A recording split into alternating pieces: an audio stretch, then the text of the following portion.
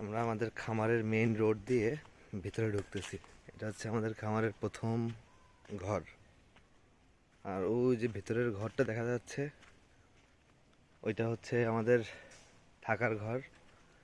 এখানে অনেক সময় লোকজন আসলে এখানে থাকা হয়, আর না হলে ওইখানেই আমরা থাকি।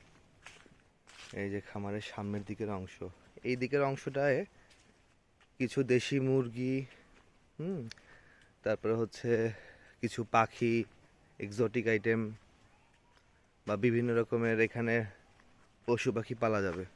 এই যে আমাদের ঘর, এই যে ঘরের পেছনের অংশ, এই যে সামনের দিকে, এদিকে অনেক দূর পর্যন্ত গেছে।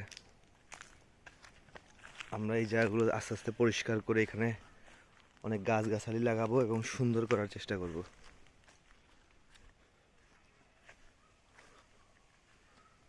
এই যে সামনে এদিকে অনেক দূর পর্যন্ত গেছে। এখানে একটা পুকুর আছে, আর এই দিকে অনেক দূর পর্যন্ত সীমানা।